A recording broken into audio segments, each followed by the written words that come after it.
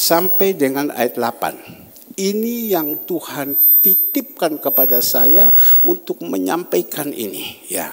Jadi mari, mungkin sudah sering-sering kita mendengar, tetapi ini yang Tuhan titipkan kepada saya. Dan nanti sore kita boleh mendengar lagi apa yang Tuhan mau berbicara kepada kita, ya. Mari.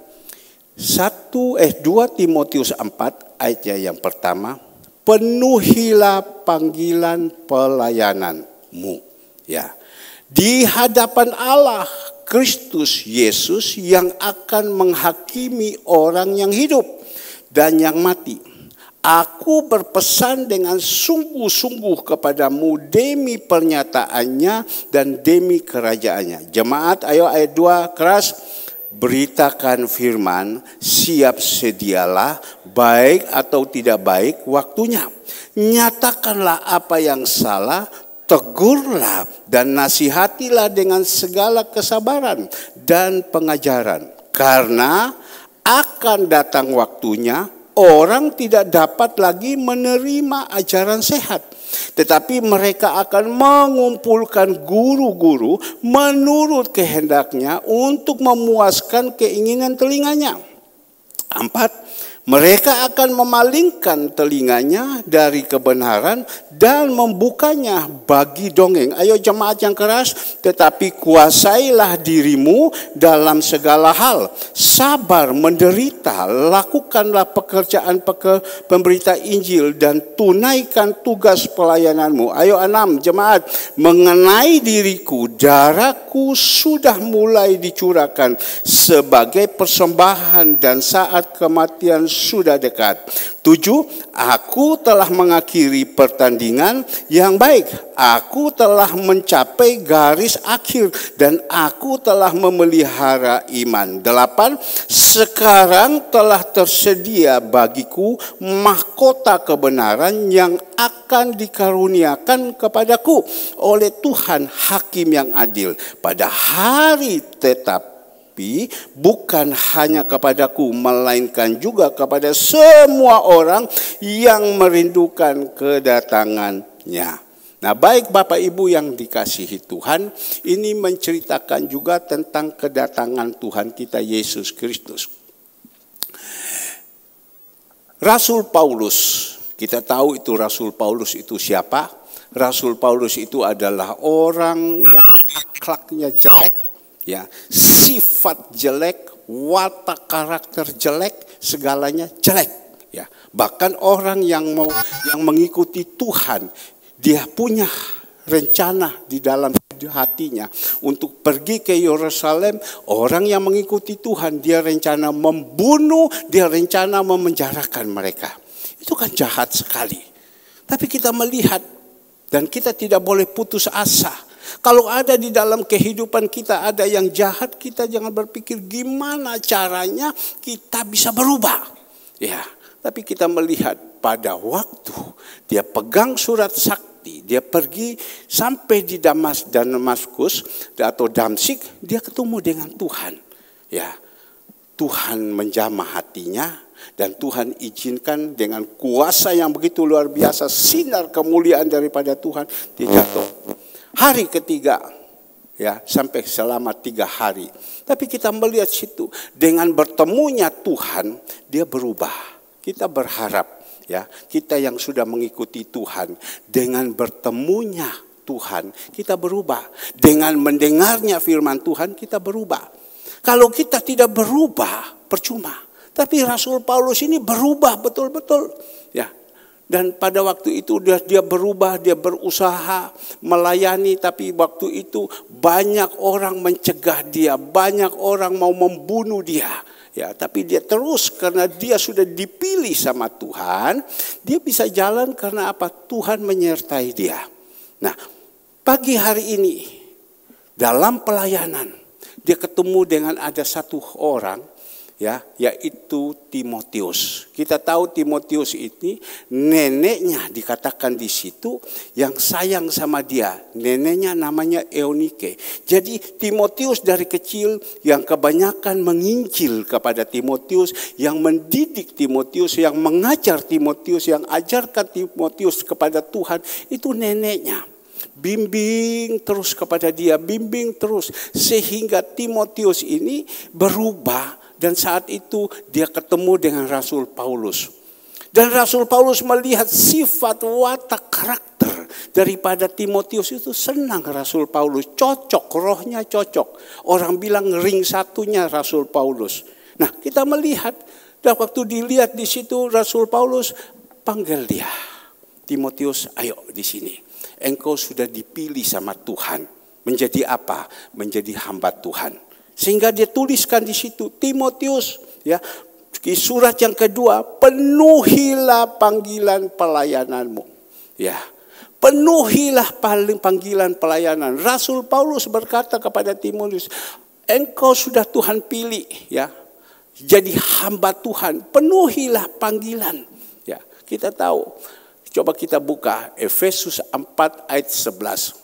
Efesus 4 ayat 11. Coba kita melihat. Jadi dia sudah dipilih, dan dipilih menjadi apa? Dan ayatnya yang keempat, Efesus 4 ke-11, dan ialah yang memberikan baik rasul maupun nabi-nabi, baik pemberita-pemberita Injil maupun gembala-gembala dan pengajar-pengajar. Jadi sudah dipilih sama Tuhan. Timotius, engkau sudah dipilih sama Tuhan, ya.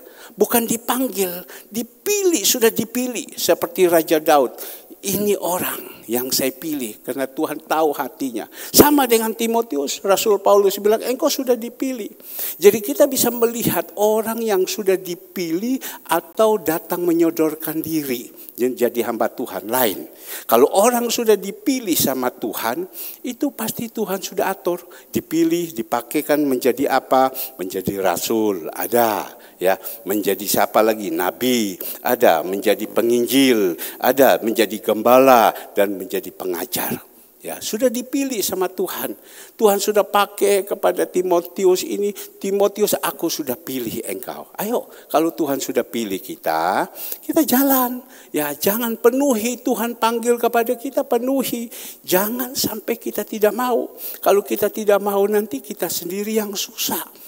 Ya, contoh saya dulu dipanggil, saya tidak mau, saya bilang tidak, saya ini bukan hamba Tuhan, saya ini pengusaha, tidak ada keturunan kami atau saudara-saudara kami atau turunan dari orang tua yang hamba Tuhan. Tetapi Tuhan sudah pilih, Tuhan sudah tahu saya ini bisa dipakai, ya Tuhan pilih. Tapi saya tidak mau, saya lari dari panggilan itu.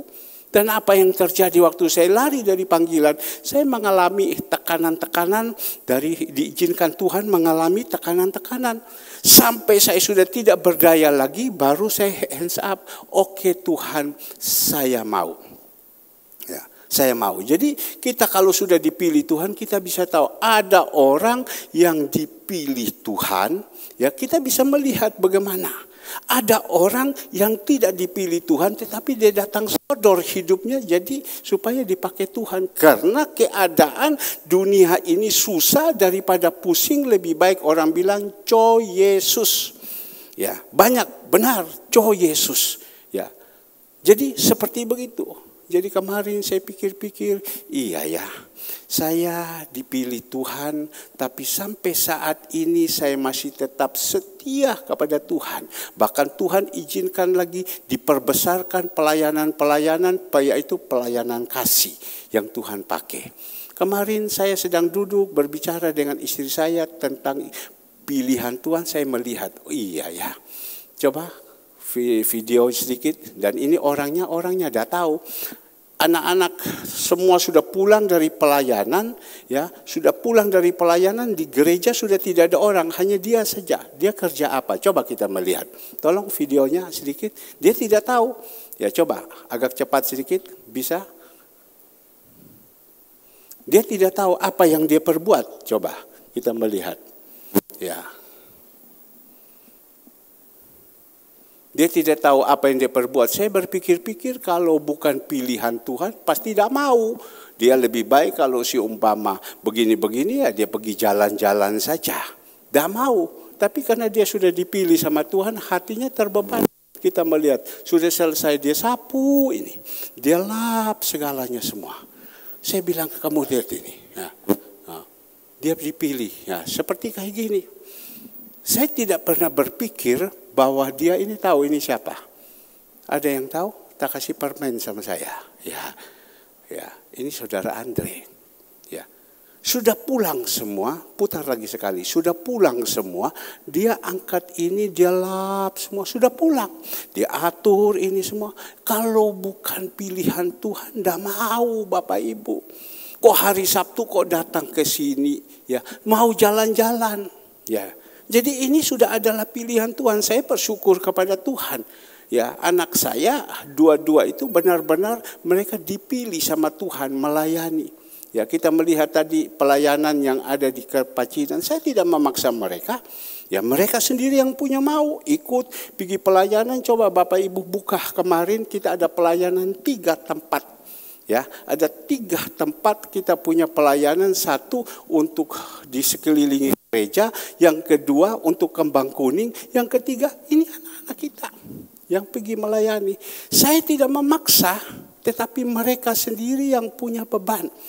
Ya, sudah dipilih sama Tuhan. Ada yang dipilih jadi pengusaha, tapi pengusaha juga itu harus berhati Tuhan. Jadi dia juga sudah dipilih sama Tuhan. Jadi ini orang sudah dipilih sama Tuhan. Kalau sudah dipilih sama Tuhan, kita sudah tidak perlu pusing lagi. Maka juga saya bilang yang menjadi pendampingnya juga harus tahu, ini nanti calon suami saya, dia sudah dipilih Tuhan. Jadi saya juga harus bersama-sama. Kalau tidak bisa bersama-sama, jomplang. Yang satu melayani Tuhan, yang satu tidak mau, kacau, tidak bisa. Ya, maka itu saya bersyukur, saya dipilih Tuhan. Ibu Gembala tetap ikut, mendampingi terus. Ya, tetap ada di gereja, dan tetap ada macam-macam, dan juga pelayanan ini di pelayanan kasih yang Tuhan kasih tetap dia mendukung, semua dia mendukung. Jadi gitulah Rasul Paulus bilang kepada Timotius, penuhilah panggilan. Ya, jadi kalau kita sudah dipanggil sama Tuhan, kita punya beban ya untuk melayani Tuhan, penuhilah. Jadi saya sebagai seorang gembala dipanggil sama Tuhan, saya punya beban.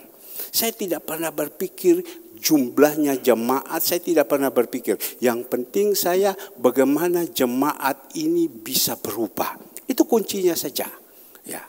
Yang penting bagaimana jemaat bisa berubah. Berubah dari yang lama menjadi yang baru. Itu saja. Kalau jemaat tidak merubah dengan penuh, jemaat banyak datang tapi tidak berubah, tidak ada gunanya. Ya, maka itu mari Bapak Ibu yang dikasihi Tuhan. Rasul Paulus berkata kepada Timotius, penuhilah panggilanmu. Panggilan apa? Di dalam melayani Tuhan. Ya, baik Bapak Ibu yang dikasihi Tuhan, kita baca di dalam ayat yang pertama. Di hadapan Allah, Kristus Yesus yang akan menghakimi orang yang hidup dan yang mati. Aku berpesan dengan sungguh-sungguh kepadamu demi pernyataannya dan demi kerajaannya. Ya, kita tahu Tuhan kita Yesus Kristus nanti dia yang akan mengadili kita. Ya, mengadili kalau kita pulang ke atas dipanggil seperti Rafael ini yang barusan bunuh diri. Ya kan? Dia sudah pulang. Dan dia akan dihakimi di atas. Ya, dia akan dihakimi. Ya, bijaksana sekali pimpinannya waktu berbicara ya tentang bagaimana kematian daripada yang meninggal ini Rafael. Bijaksana sekali ya bahwa semua Tuhan yang tahu. Ya, akan pulang ke atas ya Tuhan tahu. Tetapi kita tahu kalau waktu kita belajar firman Tuhan ya diajarkan itu kalau bunuh diri terjun langsung ke neraka. Ya, terjun langsung karena Tuhan belum waktunya panggil tetapi kita yang datang duluan. Tuhan bilang kan saya belum waktunya panggil kepada kamu. Kenapa? Kamu kok sudah datang? Saya mau pakai hidupmu. Kenapa kamu sudah mau datang? Karena apa? Karena mengalami tekanan yang begitu berat. Ya, karena mengalami apa? Dia sampai begitu karena mengalami tekanan yang begitu berat. Bahkan juga yang perempuan ini yang begal itu Grab itu. Kenapa? Dia katakan mengalami tekanan yang begitu berat. Kepada siapa? Pacarnya yang menekan kepada dia. Ya, ayo begal, ayo begal. Jadi sudah diatur semua. Padahal bapaknya kaya bapaknya. Menurut informasi dari toko yang ada, saya sudah cukup lama tidak menghubungi, bapaknya kaya. Ya, tapi di situ kita melihat karena mengalami tekanan.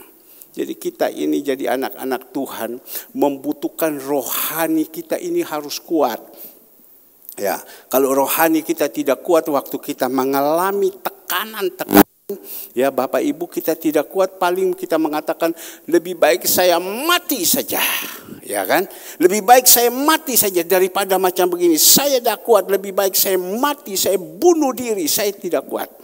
Ya, kita sudah dengar banyak kesaksian-kesaksian. Karena mengalami tekanan-tekanan. Maka itu saya khusus di dalam jemaat Surya Kebenaran, saya senantiasa memberikan kekuatan kepada jemaat. Sudahlah, kita tidak perlu takut. Ya, sudahlah, ucap syukur saja dalam tekanan-tekanan ini. Masalah karena Tuhan ajarkan ucap syukurlah, ucap syukurlah. Tidak usah sampai kita mau harus bunuh diri dan lain-lain. Maka itu Bapak Ibu yang dikasih Tuhan, kita jadi anak Tuhan, tolong. Bukan hanya sekedar kita mengiringi Tuhan saja, tetapi rohani kita ini bantut, rohani kita itu mati. Pada waktu kita mengalami, kita bilang bunuh diri saja, bunuh diri saja. Ingat Bapak Ibu yang dikasih Tuhan, mungkin yang lama-lama kita pernah terjadi, aduh masalah aku tidak kuat, aku mau bunuh diri. Ingat? Sampai pernah ada satu keluarga suami istri karena mungkin sudah tidak kuat tanggungannya begitu banyak. Dia berusaha anaknya satu dia lepas saja serahkan orang. Dorang suami istri berusaha pergi mau bunuh diri. Tapi kan pengakuan mereka. Untung ada gembala yang telepon yang memberikan kekuatan. Coba kalau tidak ada gembala yang memberikan kekuatan, bunuh diri mau jadi apa? Terjun langsung ke neraka. Maka itu Bapak Ibu yang dikasih Tuhan, ini kuncinya, ini fungsinya, ya, agar supaya kita mengikuti Tuhan, kita kuat. Dan ingat ya, dibully, saya berpikir-pikir bully apa, saya coba bisik, saya tanya, kenapa bully apa? Ya, mungkin bully tentang hamba-hamba Tuhan karena bapaknya hamba Tuhan.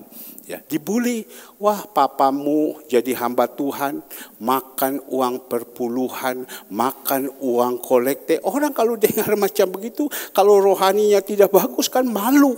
Ya, makan uang perpuluhan, makan uang kolekte dan lain-lain. Dengar kayak macam begitu. Padahal memang ya, seorang yang sudah dipanggil sama Tuhan, dia tinggalkan dunia ini, dia harus mau makan apa? Harus makan dari apa yang ada. Ya, dan itu perpuluhan bawa dan juga untuk ada makanan di dalam rumahku. Tapi karena tekanan-tekanan yang begitu luar biasa, karena anak ini mungkin bagaimana, saya kurang jelas, mereka buat seperti itu. Dibully terus, jadi tidak kuat, ya sudah. Saya tanya kepada anak saya, bagaimana? Andre, pernahkah kamu seperti itu? Saya tanya. Ya, tapi Kesia jawab, kalau Koko itu dulu hampir dipukuli, bukan dia apa, dipukuli orang di kamar mandi. Karena apa? Dia sombong. Ya, ingat ya, orang kalau sombong itu tidak suka orang. Minggu lalu saya berbicara tentang kesombongan. Dia sombong. Sombong apa? Ya, sombong bukan apa? Main basket. Gaya. Ya, persis waktu itu bapaknya masih pengusaha. Ya, jadi orang tidak suka, pepet sama dia, masukkan dia di kamar mandi, dicecei, ditendang dan lain-lain. Saya bilang, kenapa kau tidak kasih tahu papa? Sudah Pak, masalah yang bisa saya tangani, saya tangani. Tidak bisa, ya sudah. Dia panggil supir untuk datang ke sana, ngomong dan dia omong sama dia punya apa. Nah, seperti itu. Kesia, kamu pernahkah jadi hamba Tuhan? Dibully apa tidak? Ya, tapi Kesia bilang, saya ini kan orangnya punya wibawa tinggi. Ya, ada macam-macam, tidak mau bawa banyak guyon. Jadi ngomong sih tidak ini. Jadi tidak pernah Pak. Oke, puji Tuhan. Tetapi saya hamba Tuhan ini senantiasa sering dibully. Ya, dibully sama teman-teman. Apalagi teman-teman yang berenang dan lain-lain segala semua. Wah enak ya pendeta. Senang pendeta ya. Pakai HP dimasukkan QRIS. Saya juga tidak tahu QRIS. Uang masuk satu kali ibadah. Uang ratusan juta atau puluhan juta. Enak. Kalau 7 kali ibadah dihitung berapa uangnya. Wah enak ya. Enak ya. Makan uang kolekte enak. Saya bangga. Diomong macam begitu ya, kenyataan hidup saya kan lain. Saya ngomong kepada mereka, ya, saya bilang supaya kamu tahu, mohon maaf, saya bilang kami di gereja ya seperti ini dan perpuluhan seini dan kami bagi-bagikan ini. Ya tapi kau punya uang begitu banyak dari mana? Ya dia kan melihat saya ini uang banyak. Ya dia bilang kau punya uang begitu banyak. Saya bilang sama Tuhan, Tuhan apa yang saya harus jawab kepada orang ini? Satu kali saat waktu dia bully sama saya, udah dipepet betul-betul sama saya. Ada 2-3 orang bully saya. Tiba-tiba saya muncul pemikiran.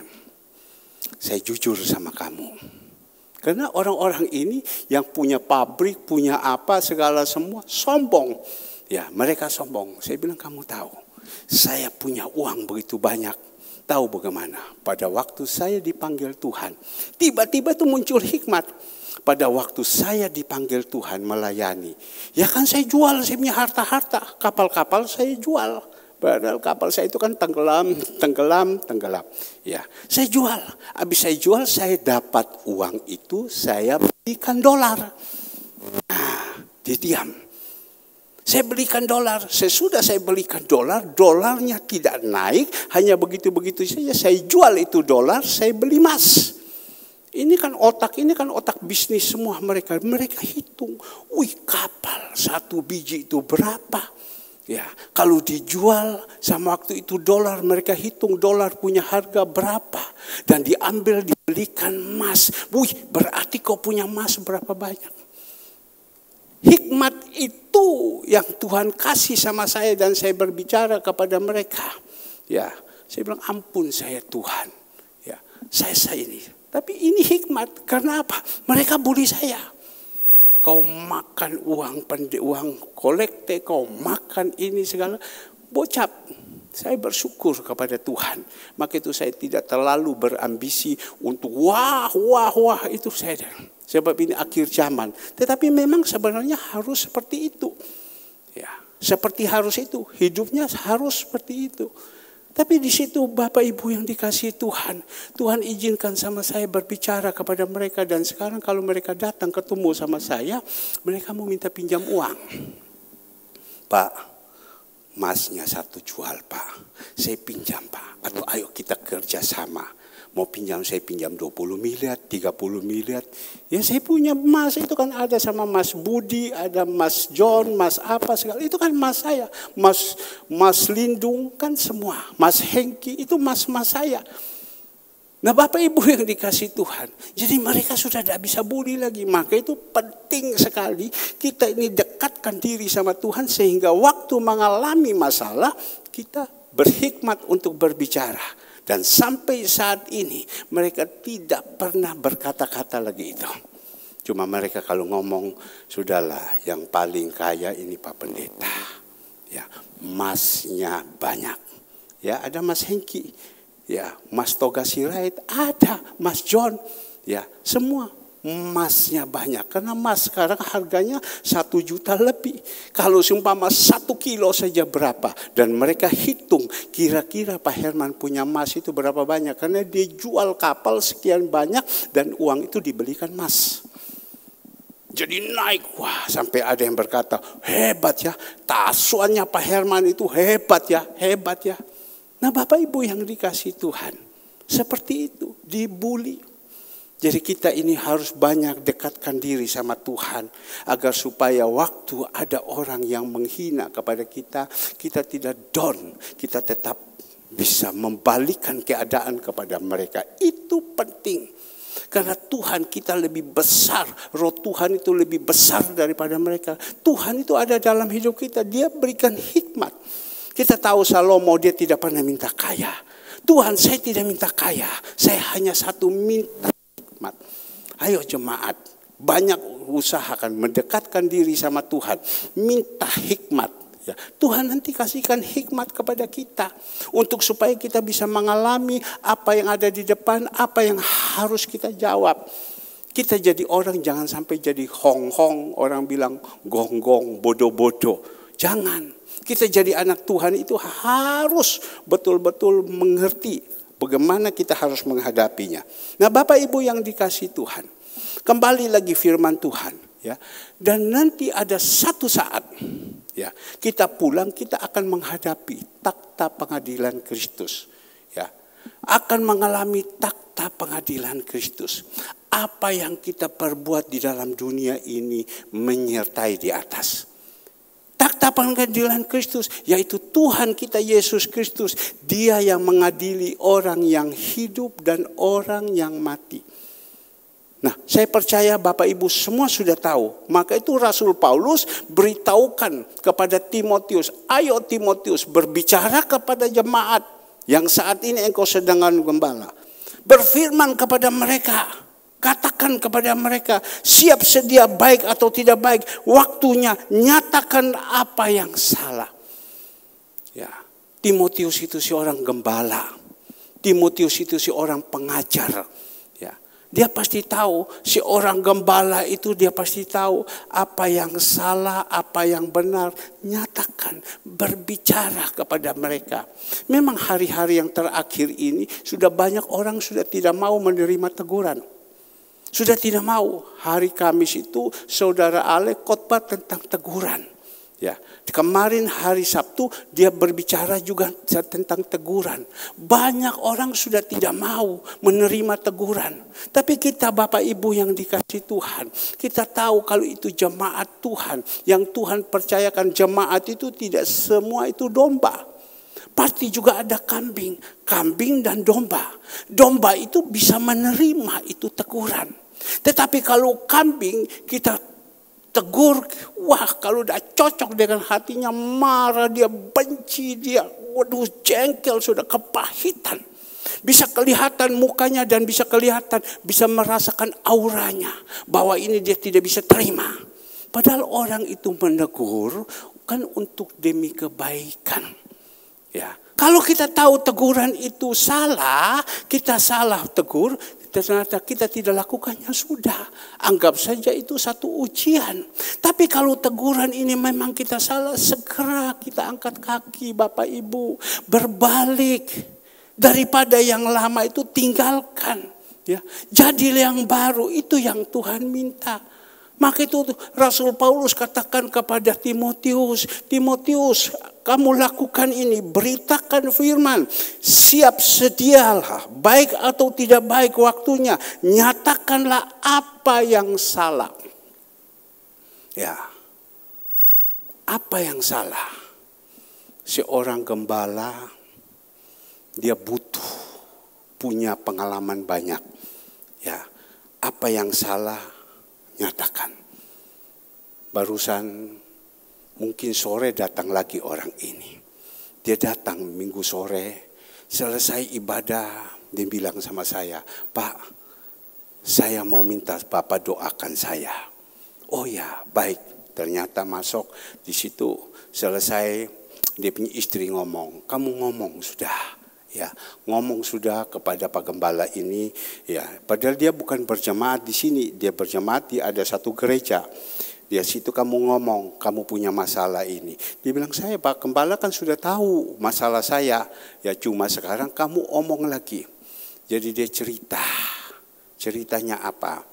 Dia ini pernah dulu satu orang ini ke sini membeli mobil expander. Bapak Ibu tahu mobil saya expander. Dia datang beli, waktu dia sampai ke sini, waktu pulang dilihat ini gambar Tuhan Yesus di sini kan tidak bagus. Dia punya satu kerinduan dalam hati. Dan dia nasar, dia bilang, Tuhan, saya mau lakukan ini gambar Tuhan Yesus ini saya mau buat yang bagus. Ternyata dia sudah punya nasar itu, dia tidak lakukan. Dia biarkan saja, dia jalankan saja terus. Dan akhirnya dia lihat, loh kenapa saya ini kok punya usaha, ini dia cerita saya, usaha saya Kenapa kok hancur? Rumah saya yang kurang lebih 9 miliar punya rumah sekarang sudah mau disita bank. Semua ini. Dia tanya kepada pemimpinnya.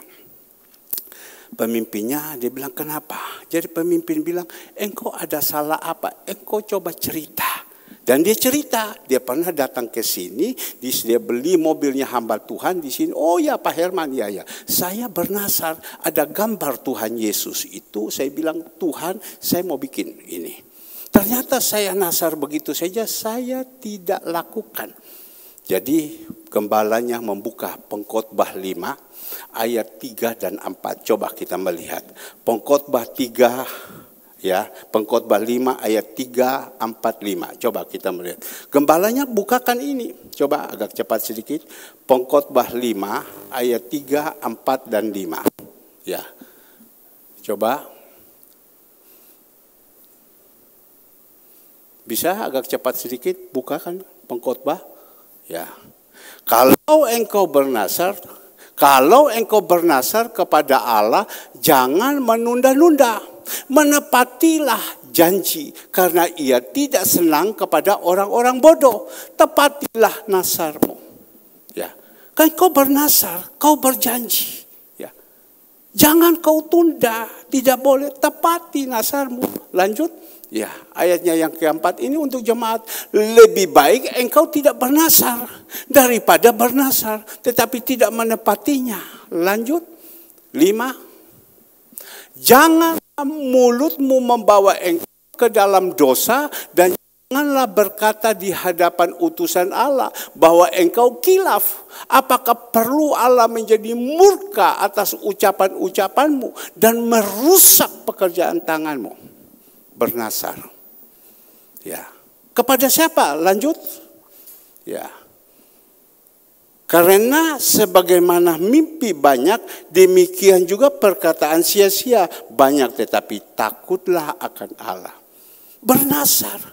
Jadi gembalanya ngomong kepada dia, kau bernasar di muka. Saya tidak berbicara di muka utusan Allah, tetapi engkau punya keinginan saja. Itu sudah tidak benar. Sehingga terjadi.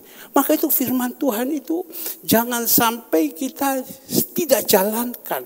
Apa yang sudah kita lakukan, kita harus. Jangan bernasar di muka hamba Allah, saya mau lepaskan rokok, saya ini. Habis kita tidak jalankan. Jangan sampai bernasar yang tidak-tidak semua dan tidak jalankan. Dan keputusannya, dia punya gembala ngomong sama dia, kuncinya satu. Kau datang, kau ketemu dulu. Bereskan dengan gembalamu, hamba Tuhan itu minta dia doakan. Saya datang di sini, waktu dia datang selesai, di situ Bapak Ibu saya ajak ngomong. Dia berlutut suami istri di muka saya. Saya bilang kamu bangun, saya ini bukan siapa-siapa. Nangis dia. Rumah saya sudah mau disita dan lain-lain segala semua. Singkat cerita dia bawa dia punya teman satu dari Jakarta.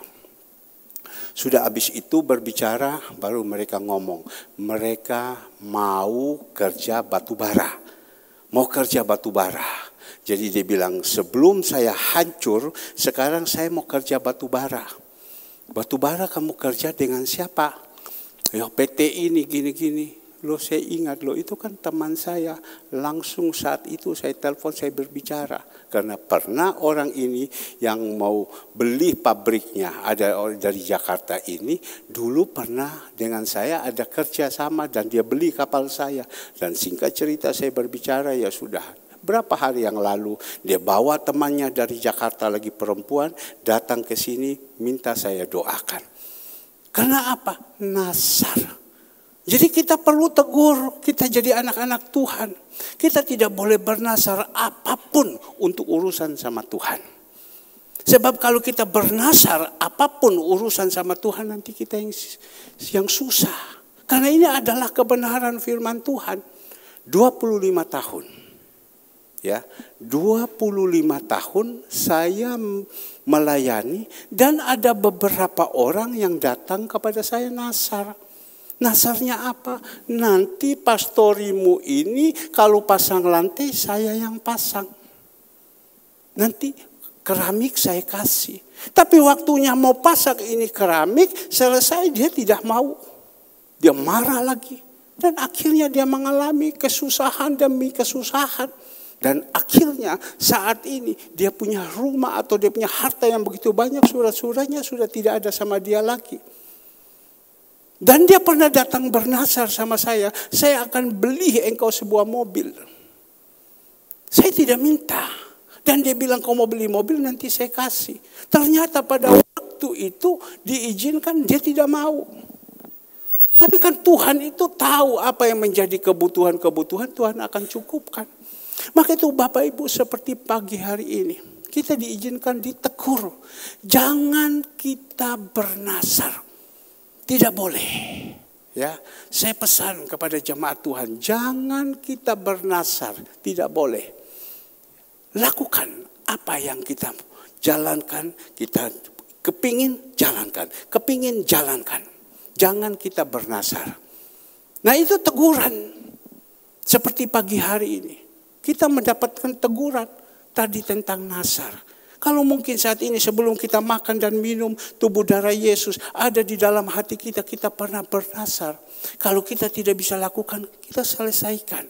Pak, saya bernasar Pak, tapi saya tidak lakukan, sekarang saya mengalami ini. Ya sudah, selesaikan. Saya pernah ada orang bernasar kepada saya, dia omong begini, nanti saya akan beli kamu jam. Ya, jam itu kalau berenang itu kan berenang.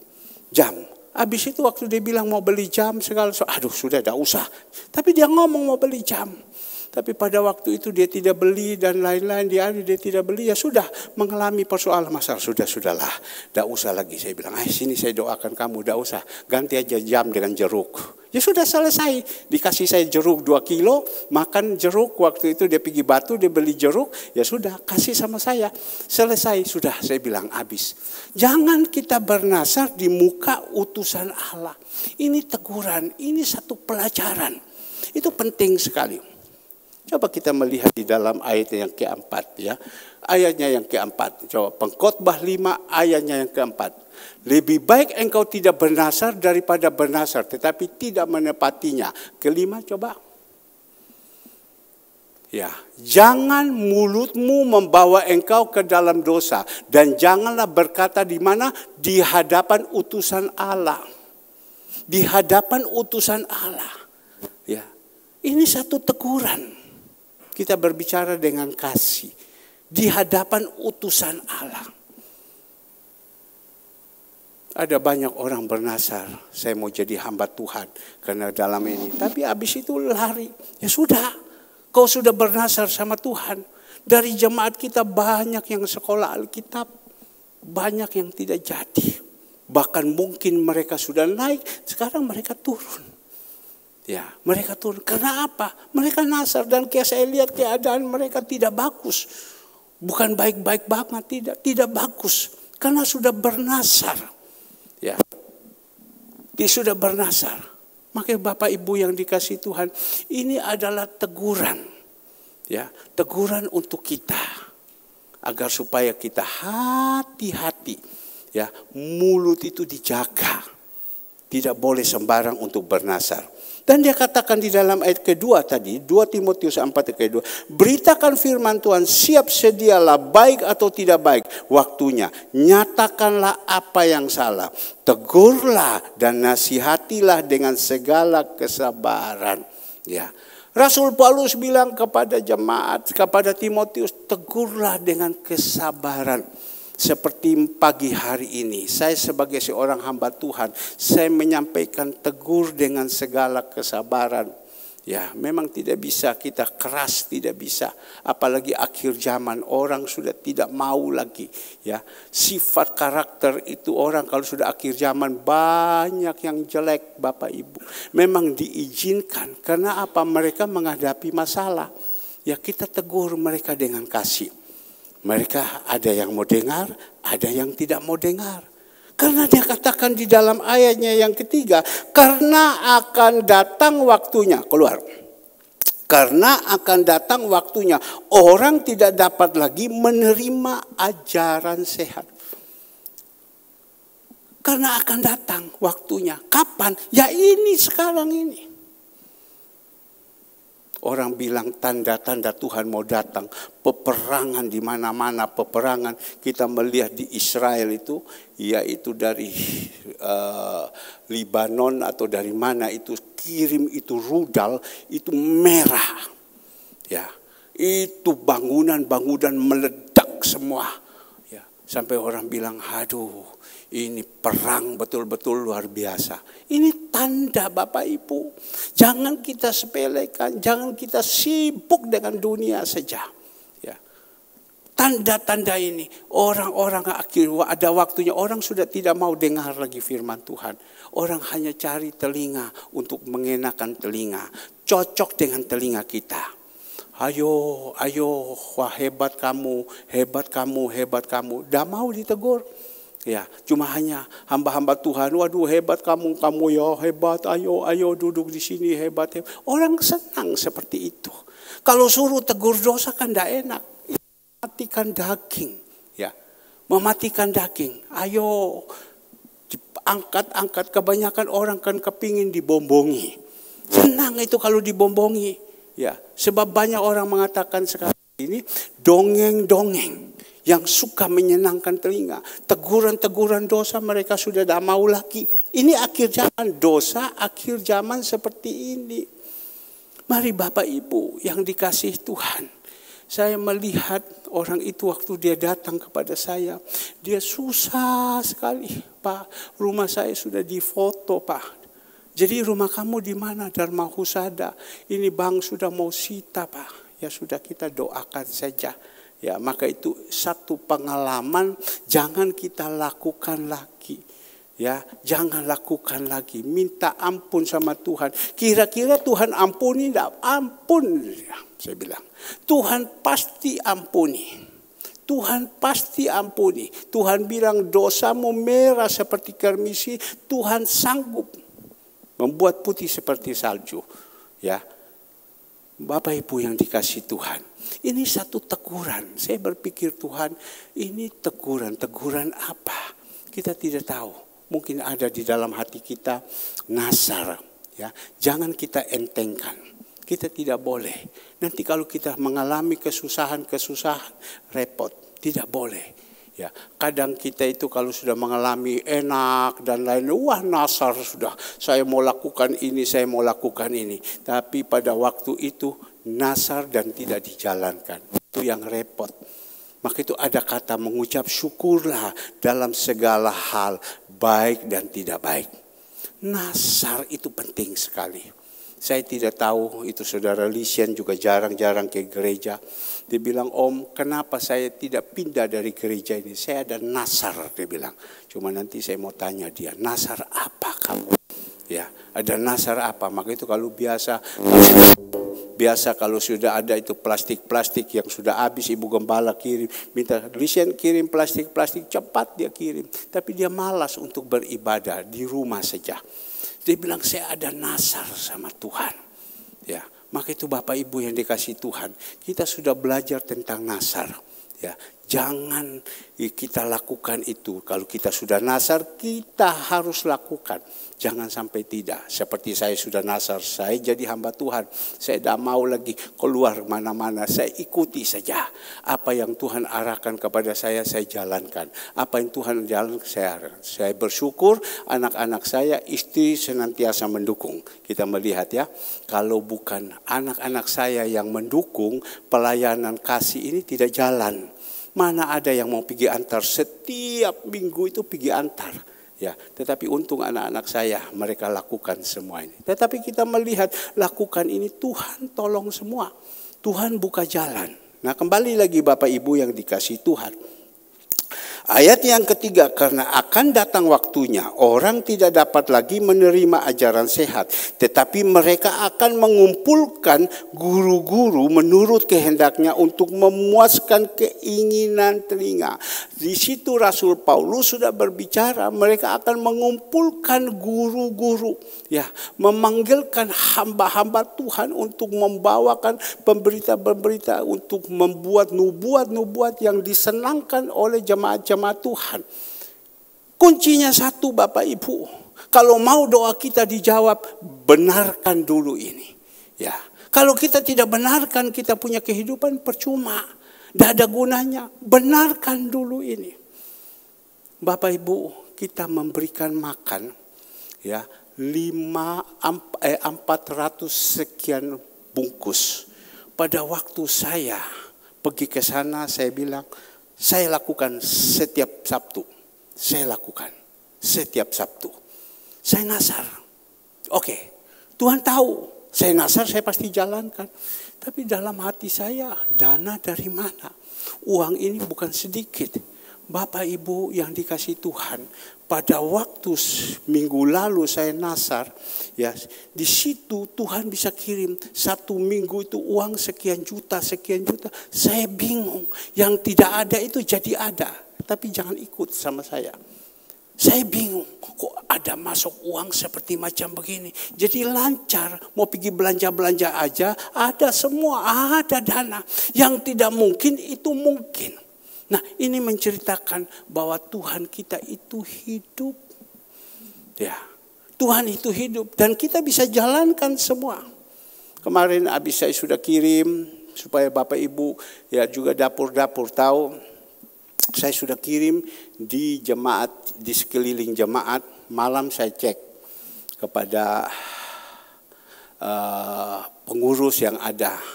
Dorang bilang begini, saya kan sudah menekankan mereka. Kamu harus kasih kepada orang yang membutuhkan. Orang lemah yang tidak ada daya. Ya. Mereka membutuhkan makan, kamu harus kasih. Jangan kamu kasih kepada orang kaya. Kamu ingat loh, Tuhan suruh sama saya kasih kepada orang lemah. Kalau kamu kasih sama orang kaya, tidak, saya tidak mau. Ya, ternyata saya cek, mereka itu banyak kasih kepada orang-orang yang juga berduit. Mereka ngomong apa Bapak Ibu? Ya, bosan makan ikan terus. Saya ngomong, ini RT jawab sama saya, bosan makan ikan terus. Oh, berarti engkau membagikan kepada orang-orang kaya.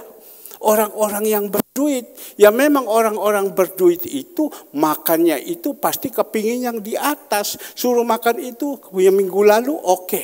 Habis ini datang lagi ikan lagi. Bosan katanya. Saya bilang kepada RT RW yang ada, minggu depan saya stop. Karena kamu bagikan sasarannya salah. Habis itu mereka rapat kembali. Iya Pak, kami sudah minta maaf dengan RW sama-sama. Bapak tetap kirim. Nanti kita akan menjadi saluran berkat Pak. Kami tidak kasih lagi kepada warga. Kami kasih kepada pemulung-pemulung. Nanti kami jadi penerus. Karena itu barokah. Kami tidak bisa memberikan, tetapi kami meneruskan berkat itu. Itu barokah untuk kita. Jadi kami sudah pesan, jadi oke. Ya, kalau kamu janjikan macam itu, tapi kalau tidak saya stop, saya tidak mau.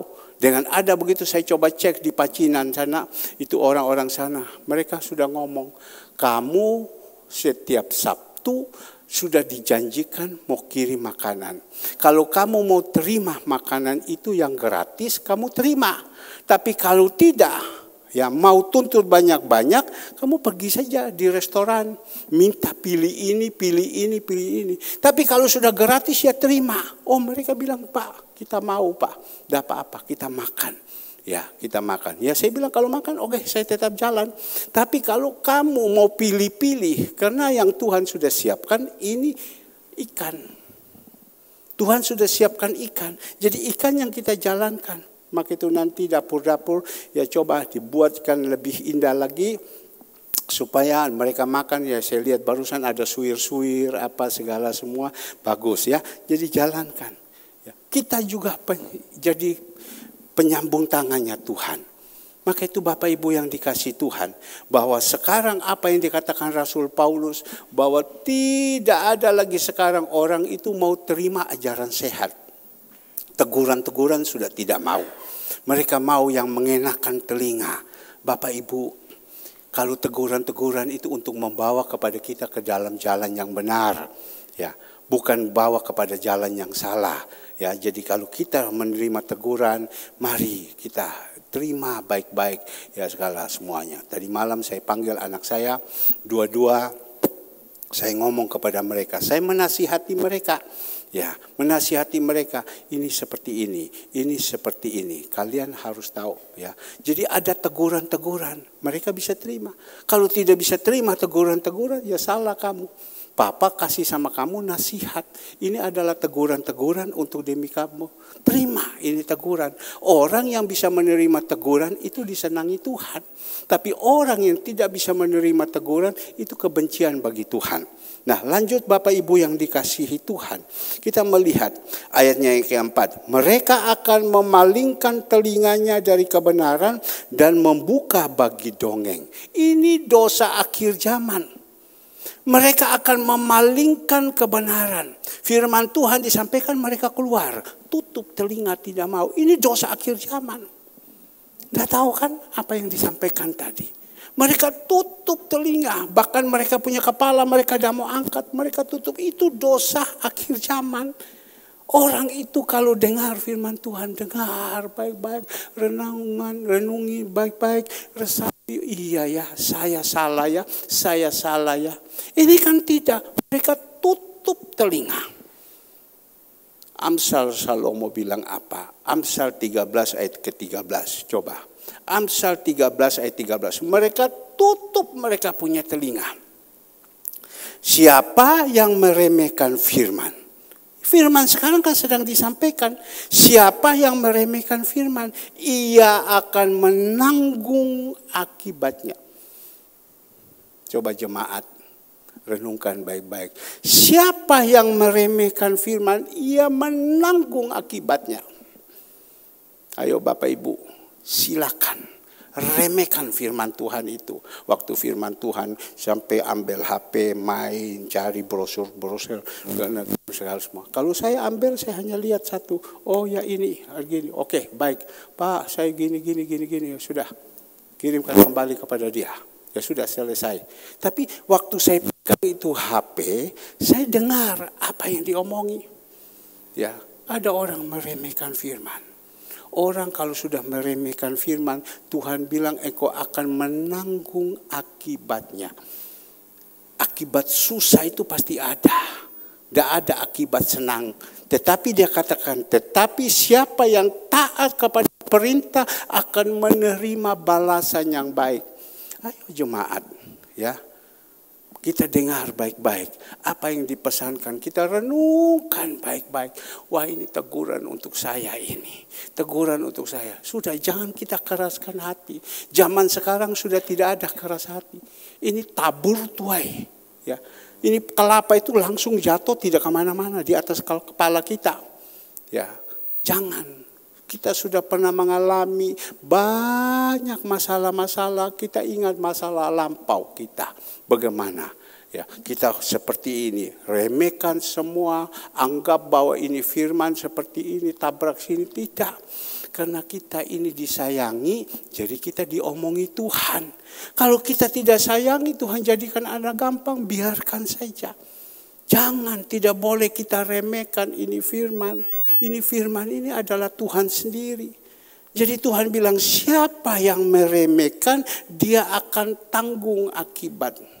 26 tahun saya melayani. Saya melihat orang yang meremehkan firman Tuhan. Dah jadi hidupnya. Bukan hanya hidupnya saja. Dia punya hidup, dia punya anak, dah jadi. Karena meremehkan firman. Tapi orang yang sungguh-sungguh merenungkan dan mau melakukan, hidupnya itu bagus. Ya, bagus. Maka itu jangan ya, ini firman Tuhan. Seorang hamba Tuhan menyampaikan itu, bukan dia sudah catat memang, tetapi dipimpin oleh Roh Kudus. Engkau nanti akan sampaikan ini. Tetapi ingat, bukan tembak-tembakan. Firman Tuhan ini bukan tembak-tembakan, tidak. Firman Tuhan ini disampaikan dengan penuh kasih. Jadi kita tidak boleh meremehkan firman Tuhan ini. Mereka akan memalingkan telinganya dari kebenaran dan membukanya bagi dongeng. Tetapi kuasailah dirimu dalam segala hal. Sabar menderita, lakukanlah pekerjaan pemberita Injil dan tunaikan tugas pelayananmu.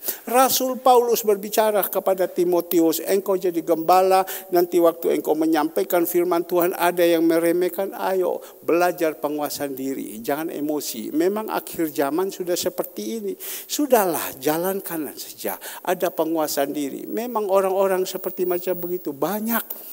Maka itu kita di dalam gereja ini kita bersyukur. Saya lebih senang saya menyampaikan firman Tuhan pada waktu pagi. Karena apa? Kalau waktu pagi ini kan jemaat-jemaat yang setia-setia semua yang datang. Kalau yang sore itu kan jemaat tumpang-tumpangan. Ya sudah, biarkan saja. Kalau pagi ini yang terus memberikan kekuatan kepada mereka. Ini jemaat-jemaat yang terus dipakai sama Tuhan. Yang setia. Kalau yang sore itu kan yang pindah. Dari sini pindah ke sini, pindah ke sini. John tertawa. Ya. Ini saya lebih senang pagi. Kalau sore sebentar sampaikan firman Tuhan, tabrak aja terus. Ya, supaya mereka bisa sadar. Saya bersyukur. Jadi saya lebih suka menyampaikan itu pada waktu pagi. Karena saya merasakan pada waktu pagi, ini adalah anak-anak saya. Memang juga ada satu dua lah yang bongol, tapi tidak semua. Kalau sore kan lain, bermacam-macam manusia datang.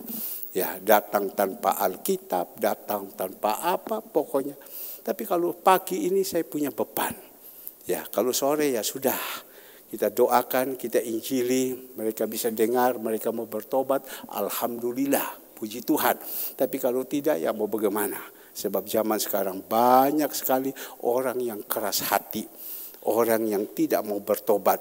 Kita tahu orang yang tidak mau bertobat, mereka akan mati di padang gurun seperti bangsa Israel pada waktu itu. Nah, Bapak Ibu yang dikasih Tuhan. Dan Rasul Paulus katakan di dalam ayatnya yang ke-6. Mengenai diriku. Rasul Paulus bilang, mengenai diriku. Mengenai Rasul Paulus, dia omong kepada Timotius, mengenai diriku, darahku sudah mulai dicurahkan sebagai persembahan dan saat kematianku sudah dekat. Rasul Paulus bilang kepada Timotius, aku sudah sebentar lagi sudah waktu ya akan pulang. Sebentar sudah. Ya, tetapi ingat, saya ini meninggal, saya ada tempat di atas, mahkota kemuliaan yang ada. Maka itu di dalam ayat yang ke-7, aku telah mengakhiri pertandingan yang baik, aku telah mencapai garis akhir, dan aku telah memelihara iman.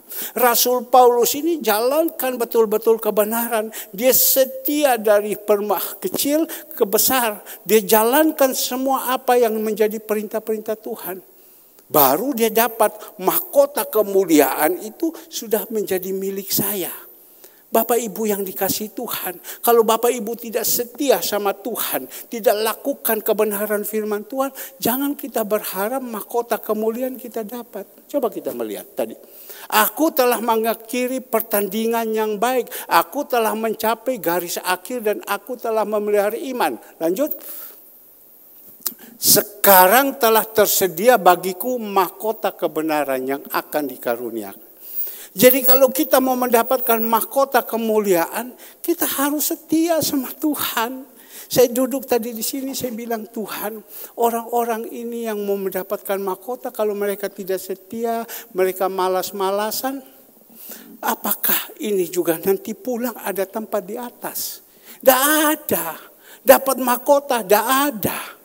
Orang yang dapat mahkota itu adalah orang yang setia. Bukan lari sini, lari sana, sebentar ikut Tuhan, sebentar tidak.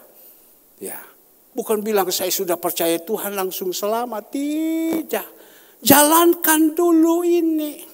Kita mau kuliah supaya mendapatkan titel insinyur. Ya, kita harus belajar. Dari bawah ini kita belajar terus. Kita setia, kita taat. Tadi saya ngomong sama saudari Tiffany. Saya bilang, Tiff, kamu ini tidak boleh sombong ya. Saya tegur dia. Karena saya melihat kamu punya kerjaan ini, wah bagus ya. Semua, kenapa? Tanggung jawab. Saya yang tahu bagaimana dia punya hasil kerjanya, segalanya semua. Kamu ingat ya, kamu sudah macam ini, kamu tidak boleh sombong ya. Tidak boleh sombong ya, Su. Ya ada orang yang ngomong di telinganya. Dia punya pendapatan itu lewat semua sama jemaat. Saya bilang tidak boleh sombong. Karena apa? Engkau tanggung jawab, kau setia dan otakmu main. Jadi senang dari pemiliknya itu senang. Hadiah itu ada terus. Maka itu Bapak Ibu, kalau kita mau dapat mahkota kemuliaan, ya, mau mendapat mahkota kemuliaan, kita harus setia dari awal sampai akhir. Setia sama Tuhan. Saya berusaha agar supaya saya melayani Tuhan, saya setia sama Tuhan. Sebelum ibadah kami sudah ada dulu. Saya sudah masuk, Andre kadang sudah duluan masuk. Ya, jadi pengikut nanti juga harus ikut setia. Sama-sama. Nanti satu saat kita pulang dapat mahkota. Mahkota itu udah bisa dibeli di toko. Pergi di toko Niken sana, John beli mahkota. Ya, tidak ada. Kita bisa dapat itu dari hasil karya kita. Hasil karya kita itu apa? Kesetiaan sama Tuhan. Ketaatan sama Tuhan. Tapi orang-orang yang berontak-berontak, orang-orang yang emosi-emosi, orang yang marah-marah semua. Jangan kita berpikir itu kita ketemu itu. Rasul Paulus ini dia jalankan semua. Mari kita lihat, sekarang telah tersedia bagiku mahkota kebenaran yang akan dikaruniakan kepadaku oleh Tuhan, hakim yang adil pada harinya, tetapi bukan hanya kepadaku, melainkan juga kepada semua orang yang merindukan kedatangan Tuhan. Bukan Rasul Paulus saja, tapi semua jemaat kita ini. Saya ini kadang beberapa saat ini Tuhan izinkan saya mimpi terus. Bukan mimpi mati, tidak. Yang saya mimpi ini Tuhan kasih ingat sama saya. Kamu lihat kok waktu itu, saya mimpi saya sedang kerja, kapal masuk, saya punya kepala pusing urus ini kapal. Saya menghadapi anak buah kapal, saya pusing urus mereka. Ya, loh saya bilang Tuhan, ternyata saya bangun, loh Tuhan saya kan sudah tidak kerja kapal lagi. Saya tidak urus dunia lagi. Ya itu, hidupmu dulu dengan sekarang enak mana? Ya enak sekarang Tuhan. Enak sekarang. Ya karena apa? Saya mau setia sama Tuhan. Saya senantiasa Bapak Ibu berbicara kepada Bapak Ibu. Saya tidak ada dasar untuk hidup. Tidak ada dasar untuk hidup. Tidak ada dasar untuk hidup. Tapi saya melihat bagaimana Tuhan itu. Kemarin dana habis. Habis dana, habis kita sudah lakukan semua. Tiba-tiba ada satu ibu janda. Dia WA sama saya. Saya tidak ngomong juga sama istri saya. Pak, saya hari ini harus membayar sewa rumah. Kalau saya tidak bayar, saya disuruh keluar. Aduh, saya tidak boleh bersungut, saya tidak boleh diam. Tapi saya juga tidak punya uang. Siang-siang saya ambil HP, saya pakai ke suara. Engkau doakan saya ya. Kau doakan saya, kalau saya ada, saya akan kirim sama kamu. Dia bilang, baik Pak. Saya hanya ngomong supaya memberikan pengharapan kepada dia. Kan kasihan seorang janda seperti ini. Dan sesudah itu setengah jam tiba-tiba Tuhan kirim uang. Ya siang-siang Tuhan kirim uang. Habis kirim uang saya langsung Tuhan kasih ingat. Engkau kan ada janji untuk dia. Saya langsung ambil uang itu, saya langsung transfer kasih dia. Dia menangis. Saya bilang ini saya transfer sama kamu ini uang. Saya punya bank kering. Saya kasihkan sama kamu ini uang. Kenapa? Saya punya iman. Saya lihat saya jalankan ini hidup. Saya jalankan ini hidup. Ya, boleh orang mengatakan susah, susah. Memang betul susah. Susah betul-betul. Tapi saya melihat ada jalan yang Tuhan buat. Ada jalan yang Tuhan buat. Ada jalan yang buat. Maka saya pesan sama jemaat Tuhan, ayo jemaat Tuhan, kita yang sudah ikut Tuhan, ya, kita harus sungguh-sungguh kita berusaha apa yang ada di dalam kehidupan kita yang kotor-kotor itu kita buang semua. Kita jalan bersama dengan Dia. Saya 20 sekian tahun saya berusaha, saya tidak mau berontak dengan Tuhan, saya jalan saja. Tapi disitulah saya melihat akhirnya. Kalau saudara David, dia jadi seorang insinyur, ya, dia kan pasti dari SD, lanjut, saya ingat SMP dulu saya ingatkan Tuhan izinkan sama saya SMP atau SMA, saya masukkan dia di Vita. Habis di Vita dia masuk terus dia insinyur, dia terus di jalan, sekarang dia insinyur, ya, dia dapatkan insinyur itu karena ketekunan dia. Tidak mungkin ocok-ocok langsung dapat insinyur. Bapak Ibu juga yang semua yang sudah kuliah dapat semuanya ini karena ketekunan. Suster sekarang dia menjadi perawat, dia sekolah, dia tekun. Ya semua ini karena ketekunan. Maka itu kita juga ikut Tuhan, kita harus tekun. Kita harus banyak belajar, kita jalankan apa yang perintah-perintah yang ada. Tidak boleh kita jangan jalankan. Jangan ikut kedagingan ini, mati kehidupan kita nanti. Ya Bapak Ibu. Dan dia katakan Rasul Paulus, mahkota kemuliaan sudah menanti dia. Itu milik dia. Kita juga harus bilang, mahkota kemuliaan ini adalah milik kita. Tapi kalau milik kita datang ke gereja saja malas. Mau terima mahkota, baca Alkitab saja sudah jarang-jarang. Mau jadi apa? Ayo, mari. Tujuan kita itu kejar mahkota kemuliaan. Saya pikir-pikir sudah tidak lama lagi ya kita punya hidup ini ya. Ya, kita ini sudah umur. Sudah tidak lama lagi. Maka saya pesan kepada anak-anak mereka, kamu harus jadi orang yang benar ya, sebab kita tidak tahu kehidupan kita ini bagaimana. Kadang jalan ini sudah goyang-goyang, Ya, bukan kita putus asa, tidak. Tapi kita ini hidupnya ini sudah dekat dengan tanah. Sudah dekat ketemu Tuhan. Mari. Ya, jangan kita anggap kita ini masih muda, kita masih kuat, masih tidak. Banyak orang-orang muda Rafael itu baru umur berapa? Sudah langsung dipanggil. Sudah terjadi, sudah ketemu tanah. Jangan kita berpikir, ayo, mari. Ya, kita berusaha mendekatkan diri sama Tuhan. Hidup ini. Usahakan mahkota itu kita harus dapat dengan apa? Dengan satu pengorbanan.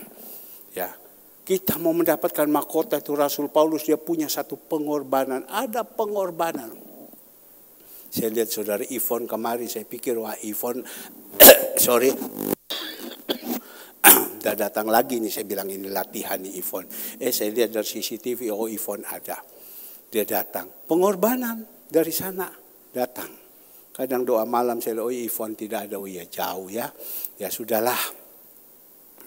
Tapi pengorbanan, kita punya pengorbanan datang sama Tuhan. Kita memberikan makan kepada orang-orang ini, ibu-ibu ini. Mereka pagi-pagi jam 4 saya sudah bel. Bu Andreas sudah bangun, sudah Pak, saya sudah mulai. Mama Dope bagaimana sudah bangun? Sudah, saya sudah mulai. Jadi itu pengorbanan.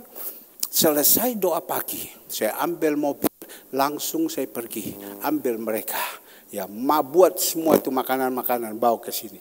Ibu siapa namanya? Ibu Retno sudah datang, Cinyo sudah datang. Itu pengorbanan. Ya, untuk siapa kita buat? Cifung sudah datang. Itu pengorbanan. Ibu Evi sudah datang. Itu pengorbanan. Semua itu pengorbanan.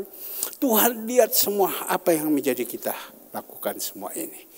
Ya, jadi saya rasa sekian Bapak Ibu, ayo kita siap hati ya. Kita boleh merenungkan teguran-teguran apa yang Tuhan sampaikan untuk saya juga.